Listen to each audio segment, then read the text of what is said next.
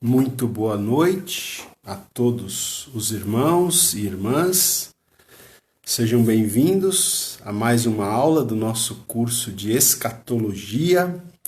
Hoje a nossa aula de número 5, do curso de Escatologia. Já tivemos 4 aulas aí, no nosso curso de Escatologia. Hoje vamos, então, estudar aqui, com a permissão de Deus, a nossa 5ª aula, E hoje o nosso tema, gente, é um tema bem interessante.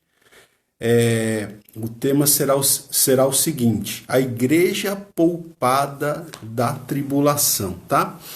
Porque, se Deus quiser, se tudo correr dentro do que a gente está planejando, na aula que vem nós vamos falar um pouquinho sobre esse período chamado Grande Tribulação. A gente vai falar um pouquinho mais especificamente, Nós já falamos algumas coisas, é inevitável, que durante as aulas a gente vá tocando, nesses assuntos, mas na aula que vem, permitindo Deus, eu quero então entrar mais especificamente nesse assunto, da grande tribulação. Então, como na aula passada a gente falou sobre o arrebatamento da igreja, Na aula passada nós falamos sobre o arrebatamento da igreja e sobre a ressurreição dos santos. E como na aula que vem, permitindo Deus, a gente vai falar sobre esse período chamado Grande Tribulação, então hoje eu quero falar com vocês sobre os argumentos,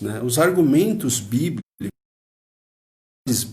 que nós temos, então, para entender, para acreditar, que a igreja vai ser poupada do período da grande tribulação, tá? Então, nós vamos ver aqui hoje algumas bases bíblicas, alguns indícios, assim, nas escrituras, alguns argumentos, Todos eles a gente vai tentar aqui embasar biblicamente, escrituristicamente, para, então, argumentar a favor desta visão, da visão pré-tribulacionista, Bom, sempre é bom a gente relembrar, gente, os termos, os termos, tá? Então, eu sempre tenho falado para vocês aqui que nós estamos partindo de uma visão.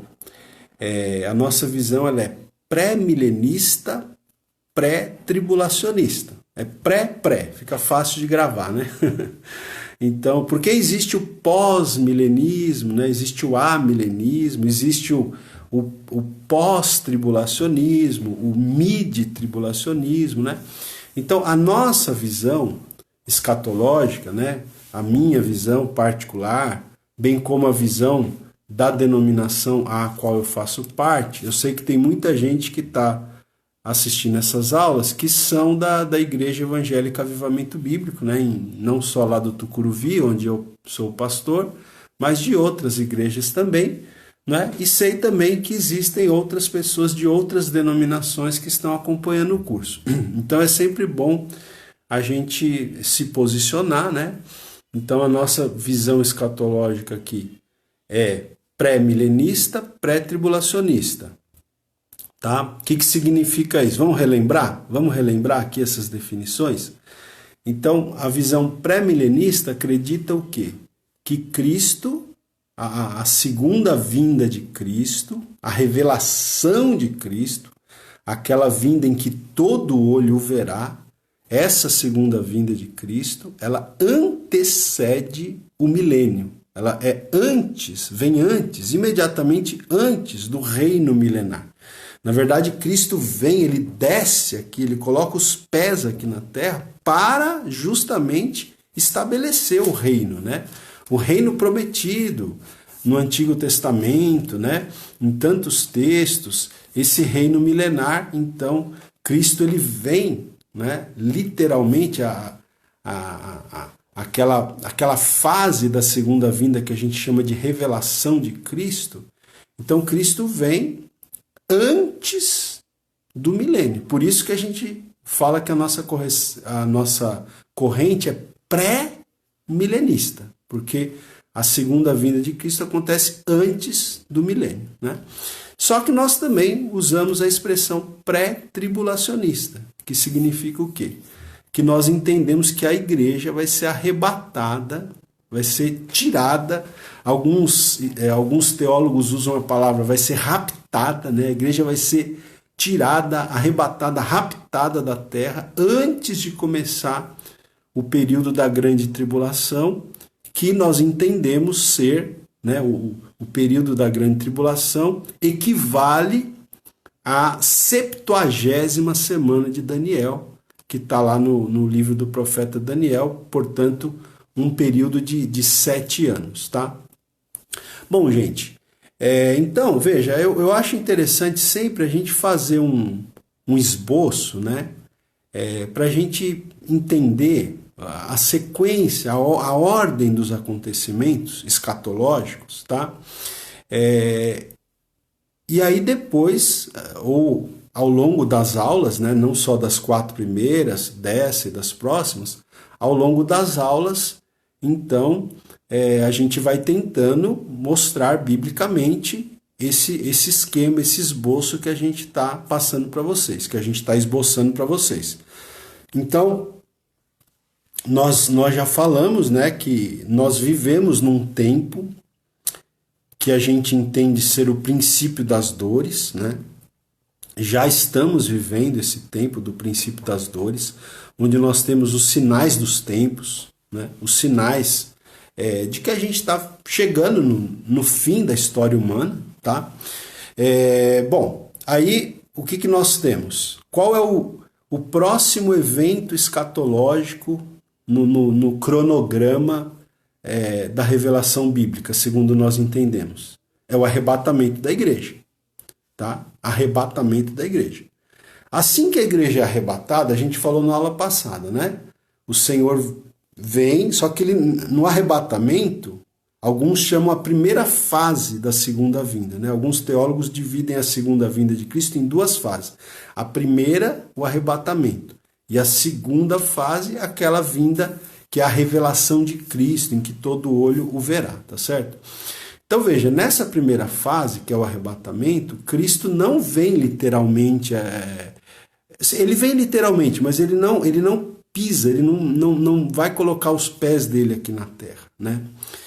No arrebatamento, Cristo se encontra com a igreja nos ares, como diz o apóstolo Paulo lá em 1 Tessalonicenses capítulo 4, conforme nós já falamos a semana passada. Então, no arrebatamento da igreja, lembra que a gente falou? Os mortos em Cristo ressuscitarão primeiro, nós, os que estivermos vivos, teremos os nossos corpos transformados num abrir e fechar de olhos e vamos, né, tanto os mortos ressuscitados quanto os vivos transformados, vamos nos encontrar com o Senhor nos ares. E aí, vamos para o céu.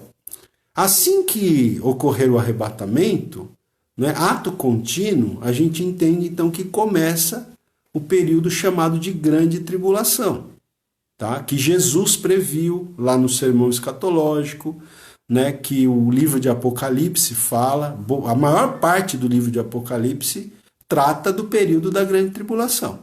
Então aí começa a grande tribulação, que é a 70ª semana de Daniel.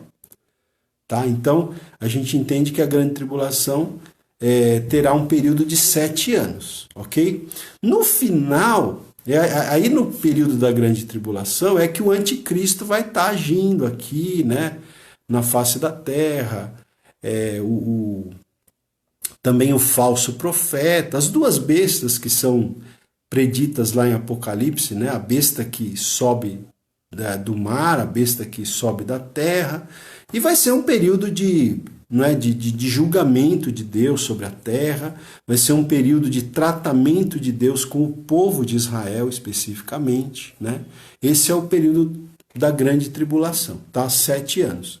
E aí no final desses 7 anos, aí sim acontece a segunda vinda, que a gente chama de revelação de Cristo. Por quê? Porque aí todo olho verá, vai ser a revelação de Cristo. No arrebatamento, só a igreja e só os mortos em Cristo que serão ressuscitados que vão ver Cristo, vão encontrar Cristo nos ares, no arrebatamento. Agora, na revelação de Cristo, que ocorre no final da grande tribulação, aí o próprio Senhor Jesus vem. E ele vem com a igreja. A igreja que ele arrebatou desce com ele, né? A igreja vem com Cristo. E aí Cristo vem, aí como diz a Bíblia, todo olho verá, ele vai colocar os pés dele aqui na terra de novo, né? Como já havia colocado na sua primeira vinda, vai colocar novamente e vai derrotar o anticristo, né? Vai derrotar o anticristo nessa vinda, ele vai derrotar o anticristo e vai estabelecer então o reino milenar, tá? Aí começa o milênio, né? Então, é isso, gente. Bom, vamos lá. Vamos aqui então para os textos bíblicos, vamos tentar entender aqui. Olha, eu vou tentar falar aqui com vocês 7 razões, tá? Vamos ver aqui. Eu vou tentar falar com vocês hoje 7 razões pelas quais nós entendemos que as Escrituras ensinam que a igreja não passará pela tribulação, tá? A primeira razão, nós vamos ler aqui no texto que está em Apocalipse mesmo, no capítulo 3, versículo 10, tá? Se você, por acaso, tiver com a sua Bíblia e você puder acompanhar, seria muito interessante. Quero deixar também claro para vocês que o esboço dessa aula número 5 já está lá no blog, viu? Blog do pastor Ronaldo Guedes Bezerra, né? Se alguém tiver aí assistindo essa aula com o celular, se você entrar no seu computador, conseguir ao mesmo tempo, né, você blog do pastor Ronaldo Guedes Bezerra, você já vai achar, esse é o primeiro primeira postagem que vai estar lá, né? Mas qualquer coisa você pode digitar aí no Google. Digita assim, blog do pastor Ronaldo Guedes Bezerra, a igreja poupada da tribulação. Gravou? Digita aí no seu computador aí, se você quiser.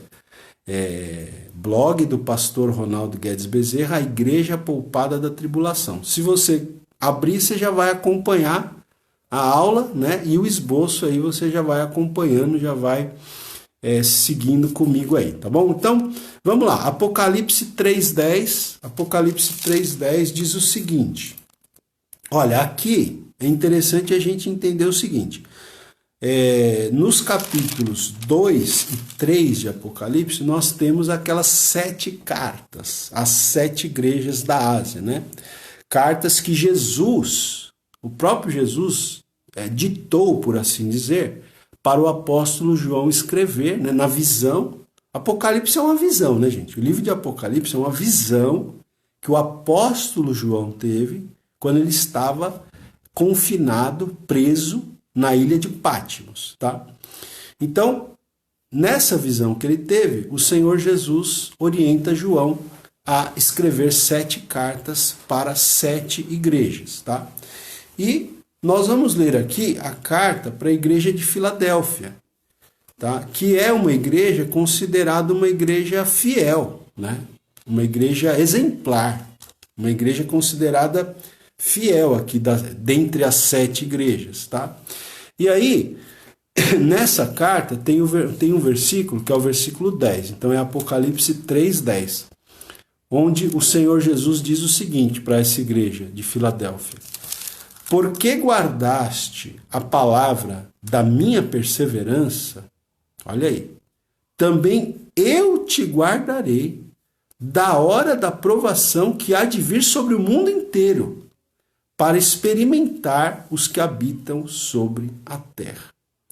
Então aqui, irmãos, veja, tudo bem, alguém pode falar, mas essa é uma promessa específica para a igreja de Filadélfia. Por que o Senhor trataria a igreja de Filadélfia diferente das demais igrejas, né? Eu penso que essa promessa aqui é uma promessa para todas as igrejas que forem encontradas fiéis, tá? Assim como a igreja de Filadélfia era uma igreja fiel, uma igreja modelo até, tá certo? Tanto que você vê, às vezes, não sei se você já viu, tem até umas igrejas hoje em dia que se chamam Filadélfia, né? Igreja Filadélfia, Igreja Evangélica Filadélfia, existe hoje em dia. Por quê? O pessoal se baseia no modelo dessa igreja aqui. A igreja de Filadélfia, aqui nas 7 cartas às 7 igrejas do Apocalipse, porque era uma igreja fiel.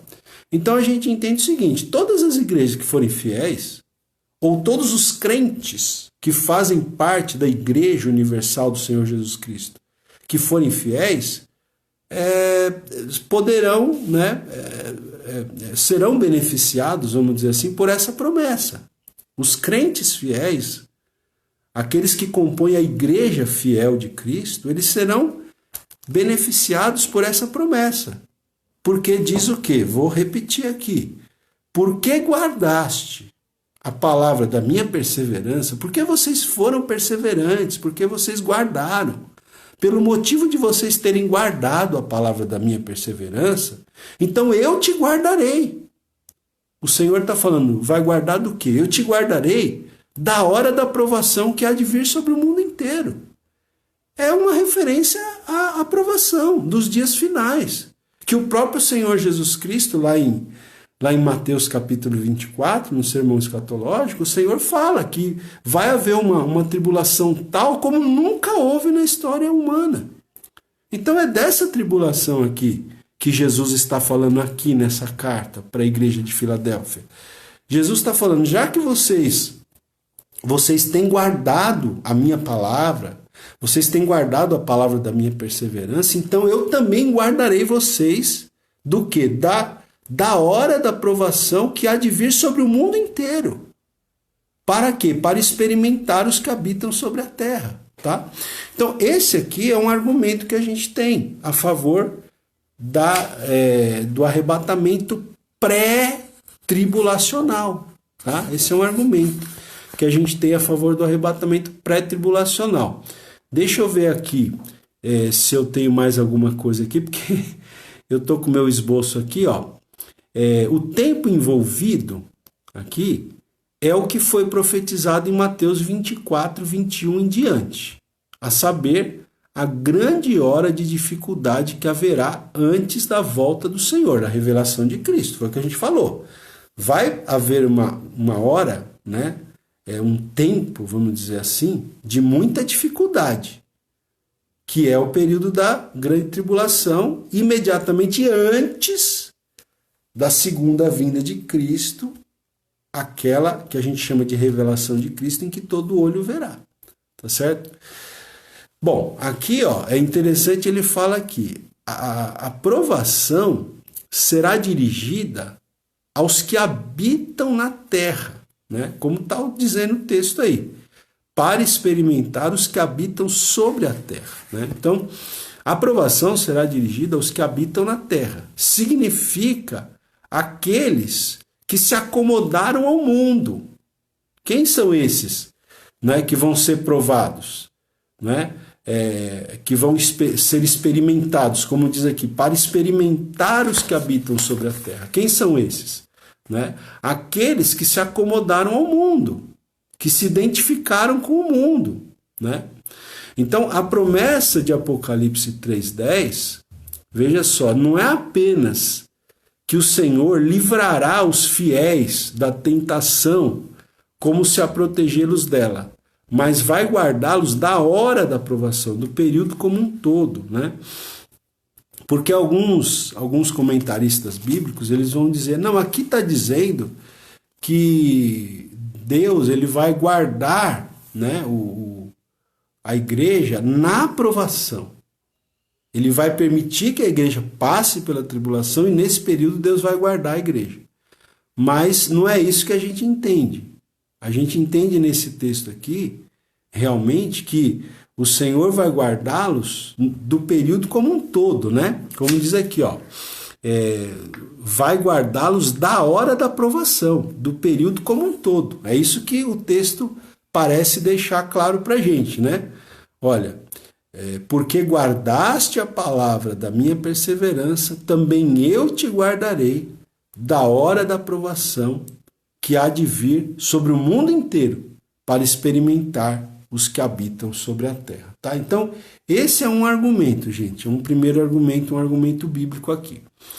Outro argumento, o segundo que eu quero usar aqui com vocês, é baseado lá, eu vou voltar lá, se você puder voltar comigo, lá para o livro de Daniel. A gente falou, acho que foi há 15 dias atrás, né? Nós falamos sobre as 70 semanas de Daniel, lembra? As 70 semanas de Daniel. Então, vamos ler rapidamente lá. Eu acho que na aula que a gente falou sobre as 70 semanas, eu já disse isso que eu vou dizer aqui, mas a gente tem que ir repetindo, né? Porque o aprendizado vem pela repetição, né? Então, vamos lá. Daniel 9, né? Daniel 9, versículo 24, né? Daniel 9, 24, quando o Senhor fala, né, com Daniel através do anjo Gabriel, diz assim, ó, 9, 24, 70 semanas estão determinadas, né? É uma determinação, é uma espécie de um decreto divino, tá? 70 semanas, probleminha aqui, já retomamos, né? Então veja, gente, 70 semanas, né?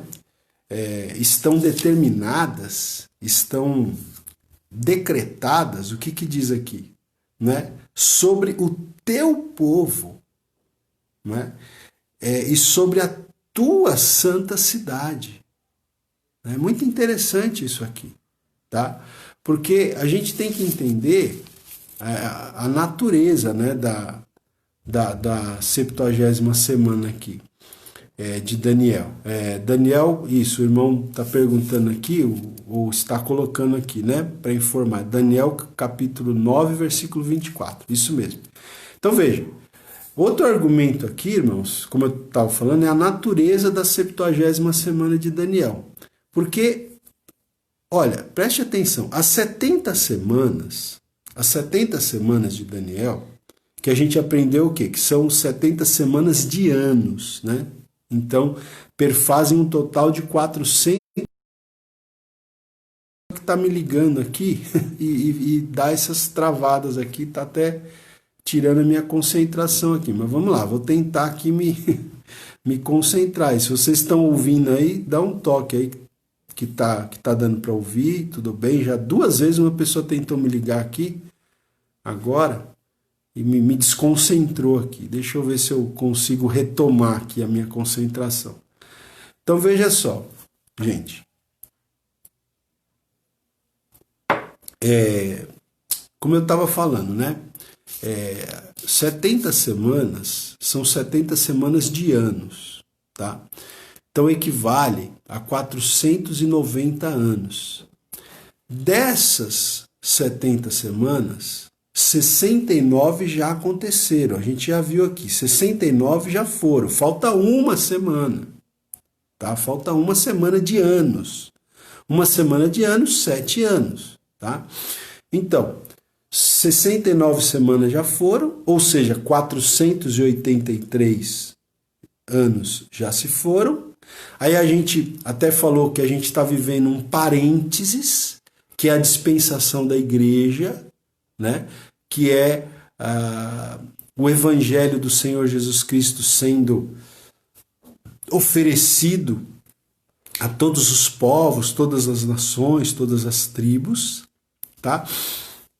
No fim, então, dessa dispensação da igreja que a gente está vivendo hoje, a gente entende então que a dispensação da igreja ela acaba com o arrebatamento da igreja.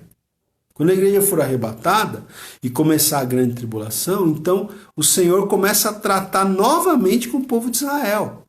Aí nós vamos ter a conclusão das 70 semanas. A conclusão com a última semana que falta acontecer, a 70ª semana. E aqui é sempre interessante você perceber no texto, né? Isso aqui, gente, me fez ter assim muita convicção dessa posição, né? Pré-tribulacionista, porque o texto é muito claro, né? O texto diz: 70 semanas estão determinadas sobre o teu povo. Que povo? Qual era o povo de Daniel? O povo judeu, o povo de Israel. Essas 70 semanas, elas dizem respeito ao povo de Israel. É um tratamento de Deus com o povo de Israel. Então a igreja não tem nada a ver com isso. Né? A igreja, nós cremos, vai ser tirada, vai ser arrebatada antes, porque a igreja não tem nada a ver com isso aqui. As 70 semanas estão determinadas sobre o teu povo e a tua santa cidade. Que povo é esse? O povo judeu, hebreu, israelita. Que cidade é essa? A cidade de Jerusalém.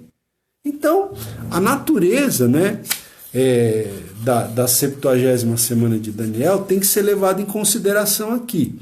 Olha, eu anotei um comentário aqui, tá? Hoje eu estou usando os comentários do Thyssen, tá? Um teólogo francês chamado Thyssen, e também do Leon J. Wood, tá? Então estou usando esses dois autores aqui que estão aqui no meu esboço. Então, o Thyssen, ele diz o seguinte aqui, olha: datamos o começo da igreja em Pentecostes. Quando que a igreja começou? Quando que a igreja começou, gente? A igreja começou no dia de Pentecostes, não é? Quando o Espírito Santo foi derramado, Atos capítulo 2. É ali que começa a igreja começa ali, tá? Então nós datamos o começo da igreja em Pentecostes. Não foi, portanto, parte das 69 semanas. A igreja, preste atenção, a igreja não fez parte das 69 semanas. Porque quando que terminou as 69 semanas? Um pouco antes da morte de Jesus. Porque ele fala aqui, né, que depois que passasse as 69 semanas, o ungido seria morto. Lembra que a gente já leu aqui, tá aí no texto aí. Daniel 9, do 24 ao 27. Depois você lê aí. Ele fala aqui que depois das 7 mais 62, que perfazem 69 semanas, o ungido ia ser morto. Tá? Então, veja, Jesus ele é morto logo depois que acaba as 69 semanas. Então, quando Jesus é morto, a igreja não existia ainda. A igreja passa a existir depois. Jesus morre, ressuscita, não é isso? Depois de 50 dias, Pentecostes, por isso que chama Pentecostes, penta, né? 5. Depois de 50 dias depois da morte e da ressurreição de Jesus, é que o Espírito Santo é derramado. Então é aí que começa a igreja. A dispensação da igreja, a era da igreja, o tempo da igreja começa no dia de Pentecostes. Ou seja, a igreja não teve nada a ver com as 69 semanas anteriores. E também não vai ter nada a ver com a 70ª. Tá? Porque essas 70 semanas, elas estão determinadas sobre o povo de Israel. É um tratamento de Deus com o teu povo, disse o anjo Gabriel aqui para Daniel. Né? 70 semanas estão determinadas sobre o teu povo, sobre a tua cidade. Então não é uma coisa que se relaciona com a igreja, tá? Outra coisa, deixa eu ver o que mais aqui. Deixa eu ver aqui.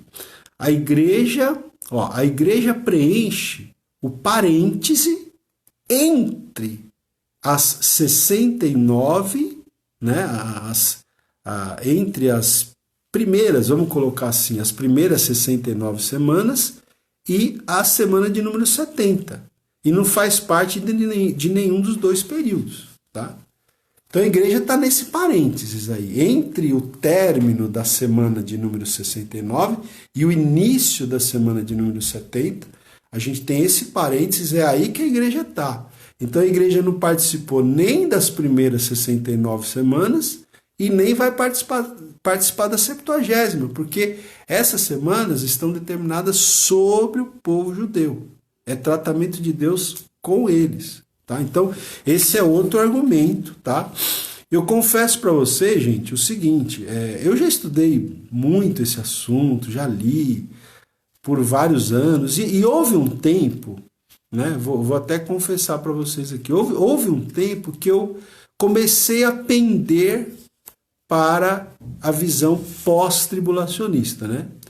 Ou seja, eu comecei a achar que a igreja iria passar pela grande tribulação.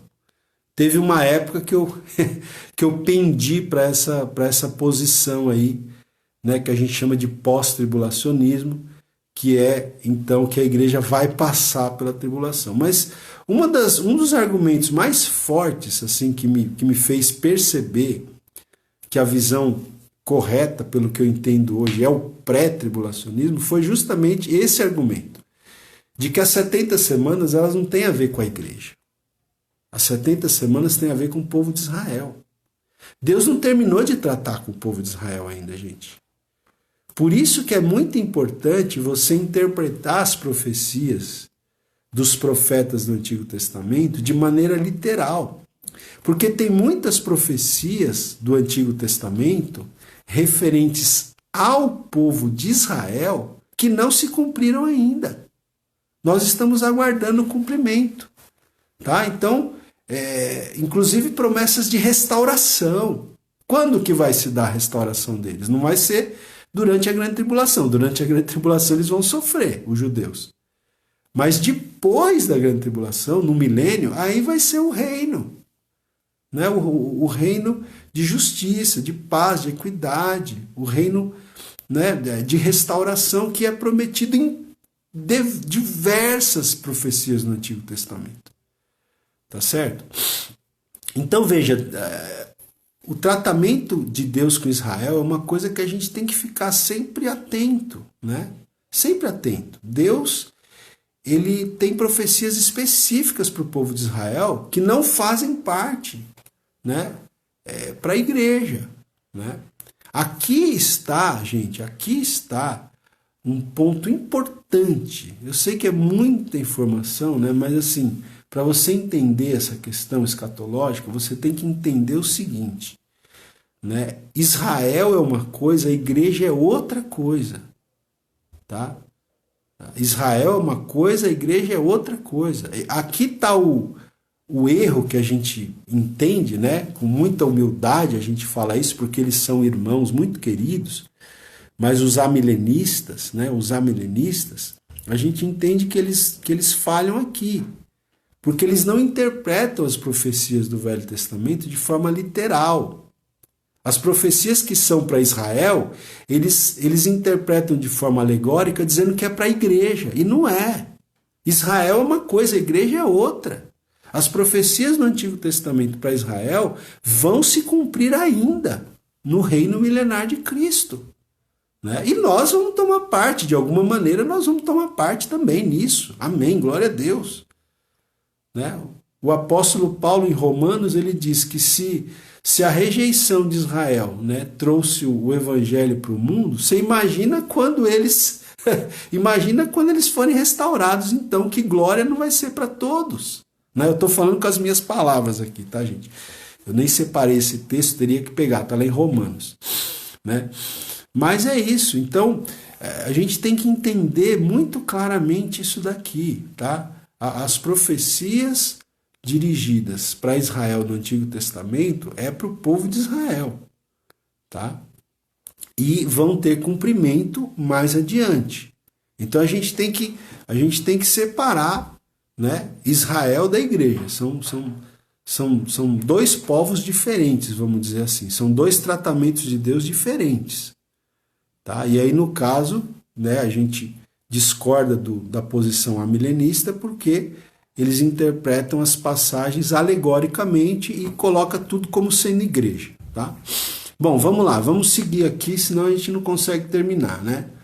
O terceiro argumento aqui, gente, é a natureza e o propósito da tribulação, tá? Olha, preste atenção. Como a gente já leu em Apocalipse 3:10, né? A hora da provação, o que diz lá o texto? A igreja de Filadélfia. A hora da provação virá para experimentar quem? Experimentar os que habitam sobre a terra. Não é para experimentar a igreja. Não é a igreja que vai ser experimentada, irmão. Porque a igreja, ela tem sido experimentada ao longo dos séculos. Entendeu? Agora, é claro, alguém pode dizer assim, mas a igreja está muito fria, né? A igreja está muito fria, a igreja tem que ser experimentada. Olha, quem está frio provavelmente não vai ser arrebatado, não é? Aí vai ficar aí mesmo para ser experimentado. Quem é que vai ser arrebatado? Quem vai ser arrebatado é a igreja fiel, não é? É a igreja daqueles que nasceram de novo em Cristo Jesus e que estão buscando viver em santidade diante do Senhor. Esses que vão ser arrebatados, né? A gente tem que entender uma coisa. Quando a gente fala que a igreja vai ser arrebatada antes da tribulação, a gente não está falando que todo mundo que senta lá na igreja vai ser arrebatado, gente. Tem muita gente dentro das igrejas que nem nasceu de novo ainda. Esse é um fato inconteste, né? Eu, como pastor já há quase 25 anos, pastor de tempo integral há quase 25 anos, a gente convive com as pessoas. E uma coisa que é clara para mim é que nem todos que estão dentro da igreja são nascidos de novo, né? Então, veja, a igreja fiel, a igreja que está aguardando o arrebatamento, né, em santidade, essa vai ser arrebatada. Essa não tem que ser mais experimentada. Talvez os que são só crentes nominais, né? Que não estão vivendo em santidade diante de Deus, esse talvez tenham que ser experimentados mesmo, mas eles não vão ser arrebatados, eles vão ficar aqui, eles não vão subir. A igreja que vai ser arrebatada é a igreja dos que nasceram de novo em Cristo Jesus, é a igreja dos que vivem, né, em santidade diante do Senhor, que buscam viver em santidade diante do Senhor. Essa é a igreja que vai ser arrebatada. Tá certo? Então, a hora da aprovação virá para experimentar os que habitam sobre a terra, né? Experimentar aqueles, né? Como ele diz aqui, ó, quer ver? A tribulação é o período no qual Deus sairá a punir um mundo que rejeitou a Deus e a Cristo. A igreja não rejeitou a Deus e a Cristo. A igreja fiel, a igreja verdadeira, não rejeitou a Deus e a Cristo. Pelo contrário, abraçou a Deus e a Cristo. A tribulação é o período no qual Deus vai punir um mundo que rejeitou a Deus e a Cristo. É a hora da aprovação para experimentar os que habitam sobre a terra. Aqueles que rejeitaram, né, Deus, aqueles que se acomodaram ao mundo, aqueles que se identificaram com Ele. Esses é que vão ser experimentados na tribulação. Não a igreja fiel. A igreja fiel já tem demonstrado a sua fidelidade ao Senhor, né? Outra coisa, gente, e o propósito da tribulação, além disso, além de experimentar os que habitam sobre a terra, também é o tratamento de Deus com Israel. Agora eu vou ler um texto aqui em Jeremias, ó. A gente está em Daniel, né? Estou aqui em Daniel, deixa eu ver. Isaías, Jeremias, ó, profeta Jeremias, capítulo 30. Esse texto também é um texto importante na escatologia, tá? O Jeremias 30, versículo 7, é um texto bem importante na escatologia, que diz assim, ó, 37, Jeremias 37. Que grande é aquele dia, e não há outro semelhante. É tempo de angústia para Jacó. Ele, porém, será livre dela. Veja aqui. O profeta Jeremias está falando daquele dia. Que dia é esse aqui? O dia da grande tribulação, o tempo da grande tribulação, né? Todos os teólogos, né, pré-milenistas e pré-tribulacionistas entendem que esse texto aqui é uma referência, não é, ao período da grande tribulação, que vai ser um período terrível para Jacó. Quem é Jacó aqui? É Israel, né? A gente sabe que Jacó teve o nome dele mudado para Israel. Então representa a nação de Israel aqui. Vou ler novamente, olha, Jeremias 37. Que grande é aquele dia, e não há outro semelhante. É tempo de angústia para Jacó. Então veja, a natureza e o propósito da tribulação não é para tratar com a igreja, gente. né? É para tratar com aqueles que se acomodaram ao mundo e se identificaram com o mundo, é para tratar com aqueles que rejeitaram a Deus e a Cristo, e é para tratar com o povo de Israel.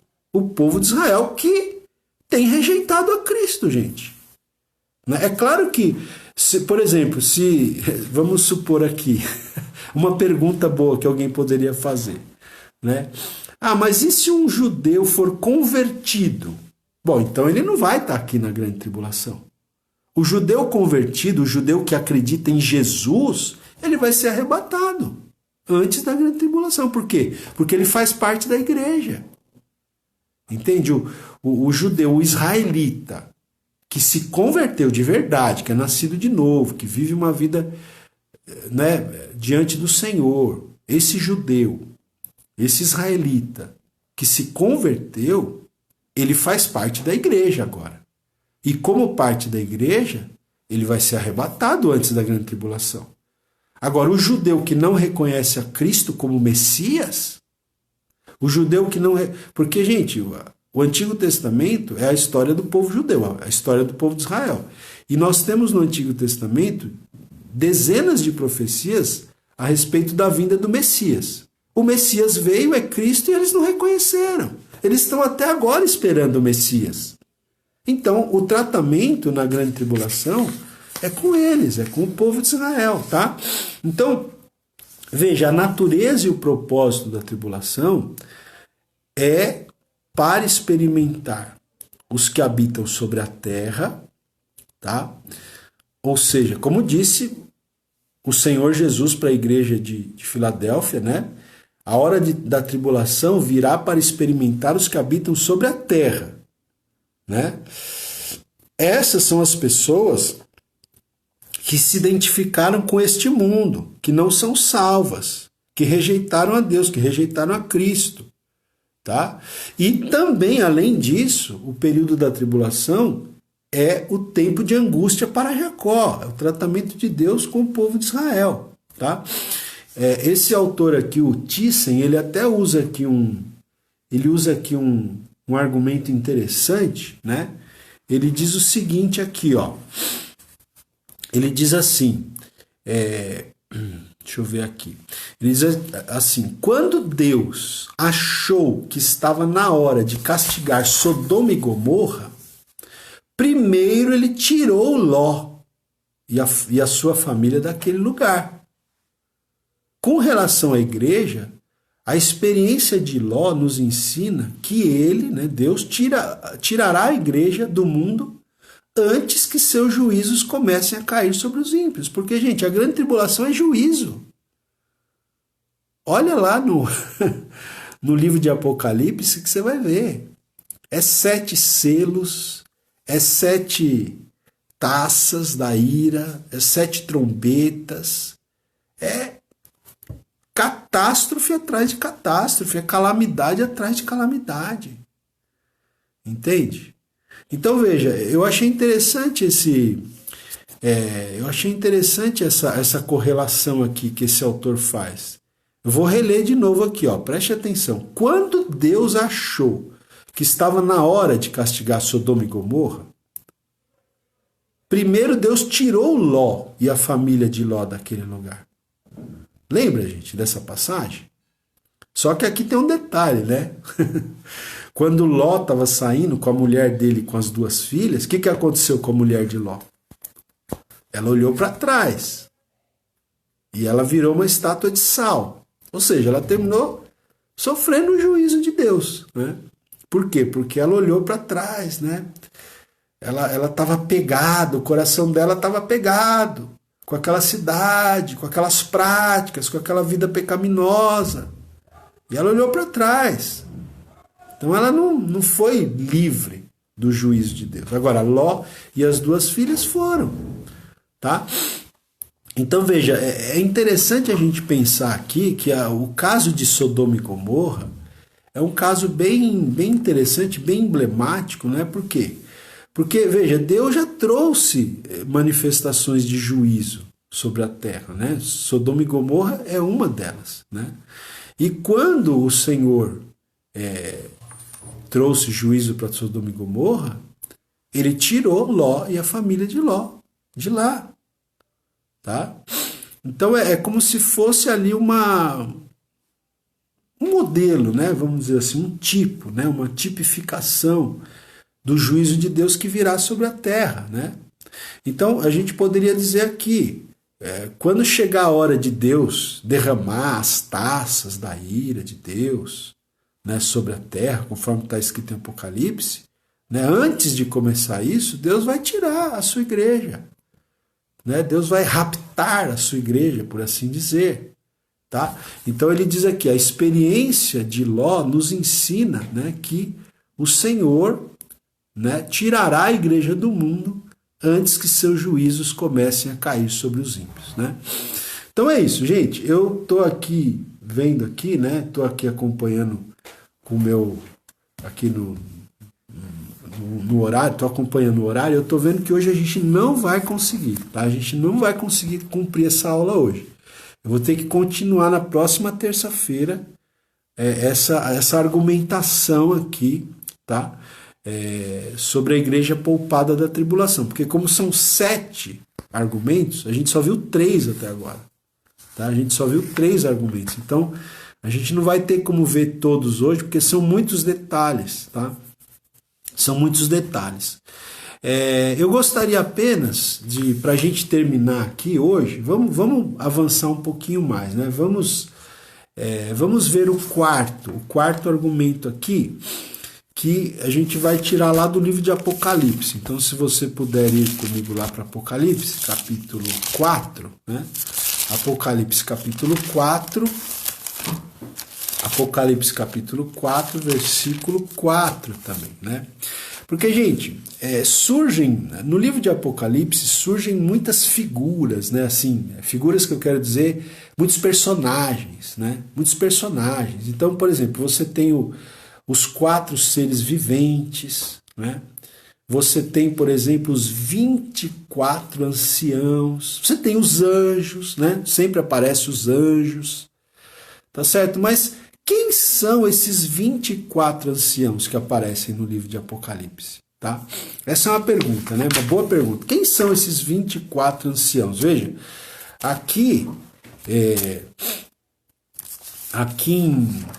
em Apocalipse 4, versículo 4, diz assim, olha, 4 diz assim, ao redor do trono, né? Então ao redor do trono do Senhor, né? Ao redor do trono há também 24 tronos. Então, ao redor do trono há 24 tronos, né? Só que aqui você tem que ver uma coisa, gente. Eu sei que são muitos detalhes, mas vamos com calma.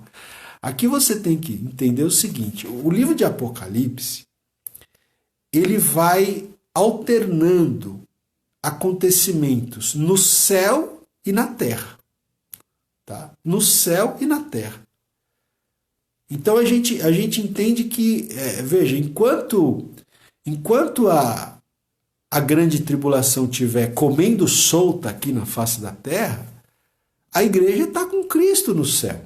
E estão acontecendo algumas coisas lá, também no céu. Tá? Estão acontecendo coisas lá, isso eu vou falar na próxima aula. Hoje não vai dar tempo de falar.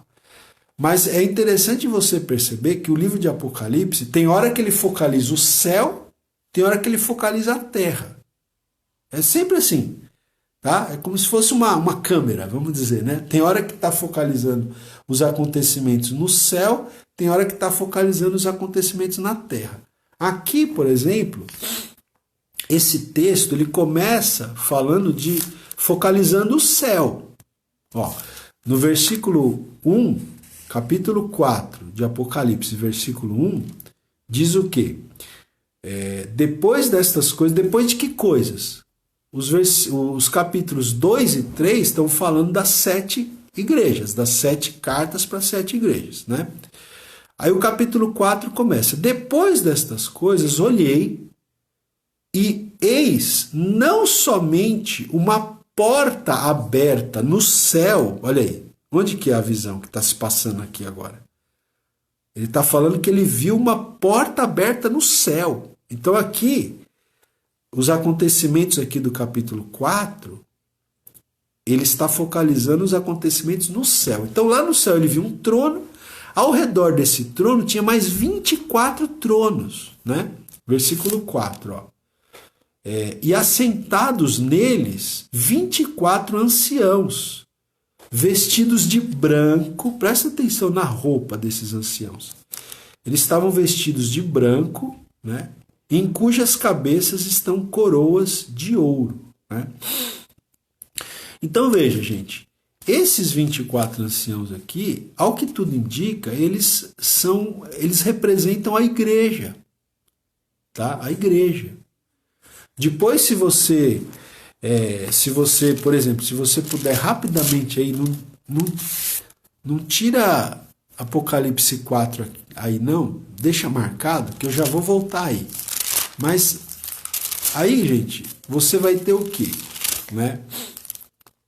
Olha, no capítulo 6, aqui de Apocalipse, começa o que a gente chama a grande tribulação propriamente dita.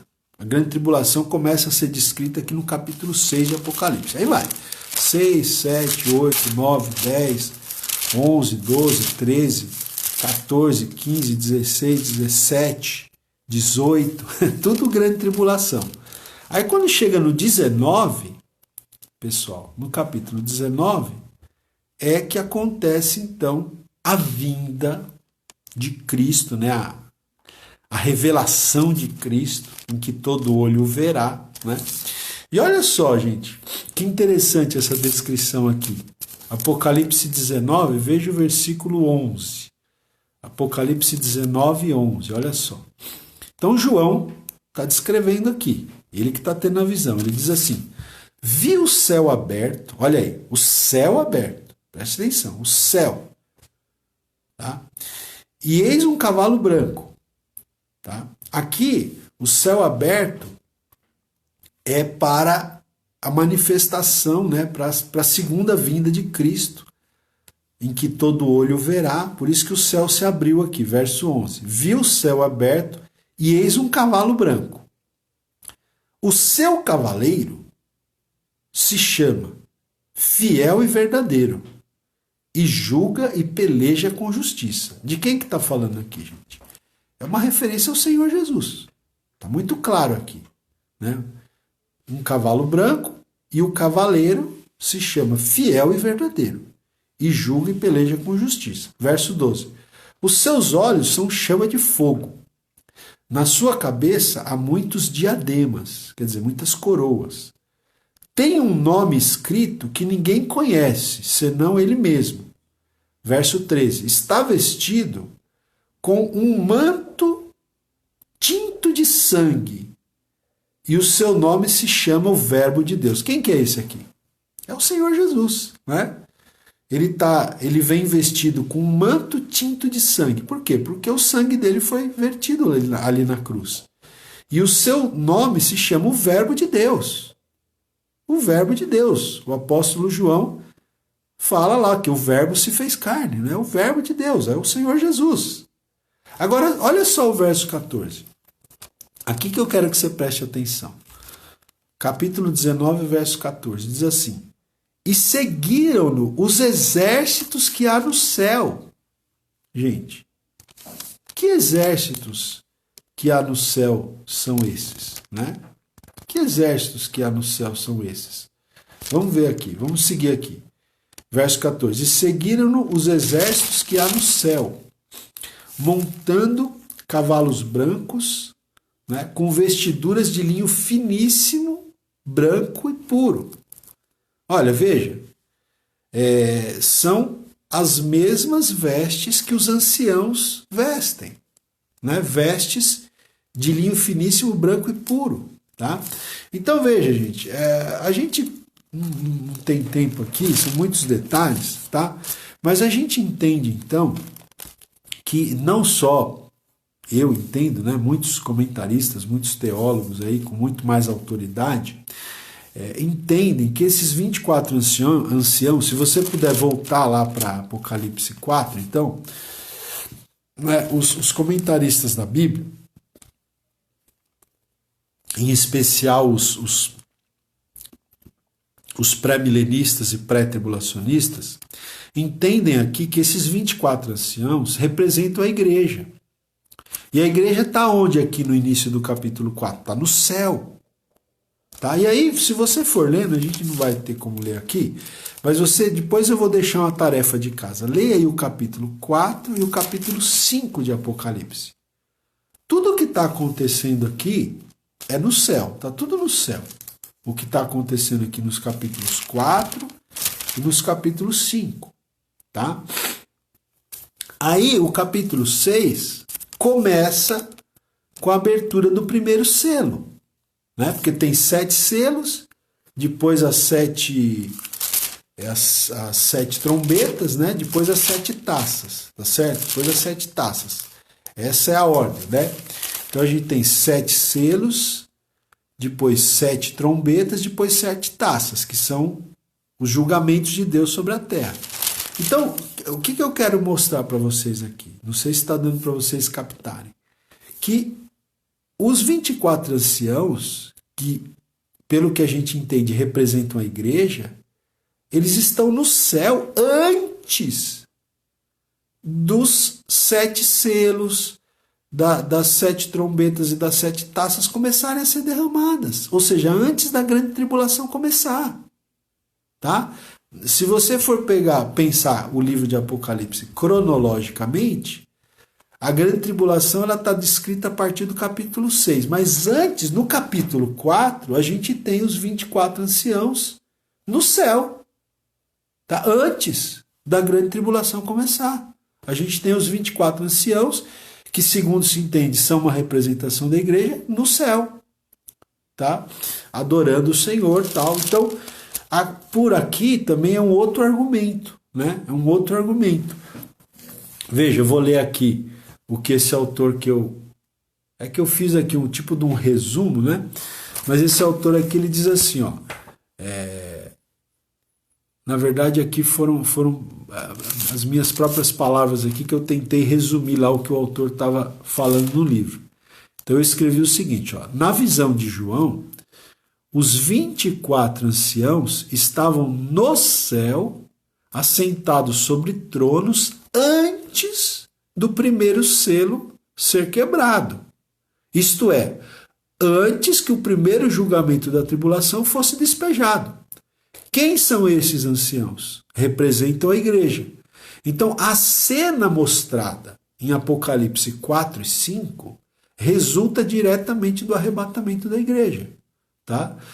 Para muitos teólogos pré-milenistas, pré-tribulacionistas, essa cena do capítulo 4 e 5 do livro de Apocalipse, que antecede, né, o derramamento dos selos, das trombetas e das taças, é o quê? É o resultado do arrebatamento, porque se os 24 anciãos representam a igreja está no céu, antes dos flagelos começarem a ser derramados sobre a face da terra. Tá? Então esse é mais um argumento, tá, gente? Então são vários argumentos, né?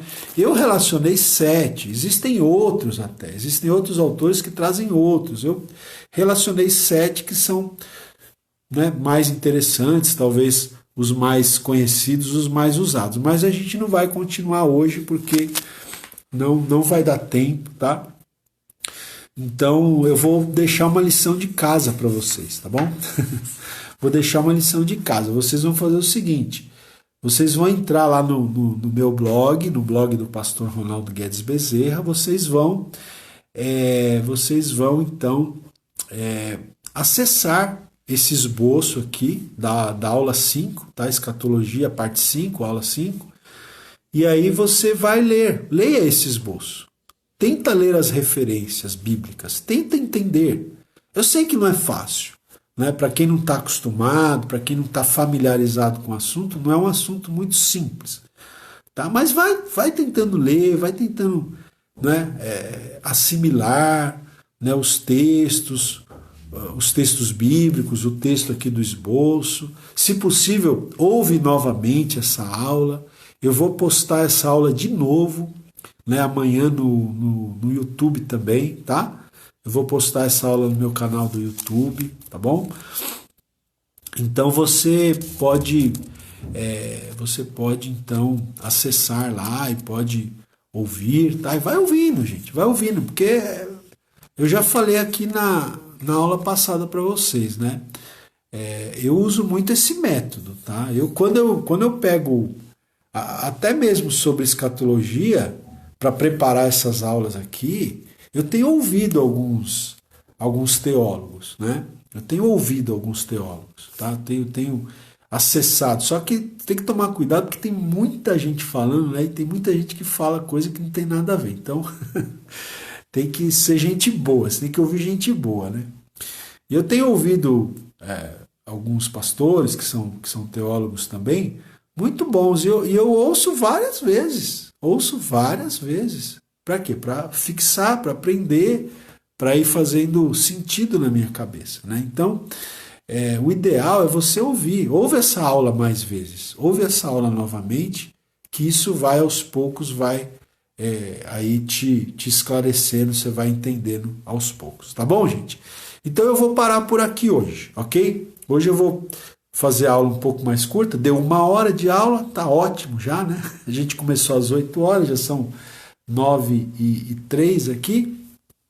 As aulas anteriores foi 1h15, 1h20, acho que ficou um pouco cansativo. Eu quero ver se a partir dessa aula eu vou tentar fazer de 1 hora cada aula, tá bom?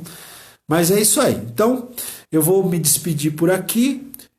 Para quem acompanha a gente nas lives pela manhã, amanhã cedo, com a permissão de Deus, eu vou estar com a minha esposa, aqui nesse mesmo lugar, com esse lindo quadro aqui atrás, né? Nós vamos continuar falando sobre as parábolas de Jesus. Às 8 horas da manhã a gente tem falado, de terça a sexta, né? Às 8 horas da manhã a gente tem falado sobre as parábolas de Jesus. Então participe conosco se você puder, ok? E para quem está fazendo o curso de escatologia, próxima terça-feira a gente retoma esse assunto aqui.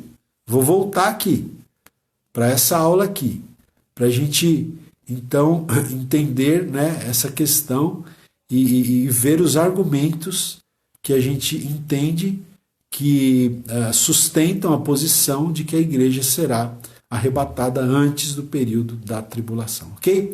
Muito obrigado, gente, pela companhia de vocês. Estou muito feliz por vocês estarem acompanhando. Estou evitando aqui de falar nomes, né? Porque depois esse vídeo vai ser assistido por outras pessoas em outras épocas também. Então, para não ficar muito cansativo para o pessoal, estou evitando de falar nomes, tá? Mas agradeço muito a todos que estão conosco. Um forte abraço, uma boa noite e até amanhã, permitindo Deus.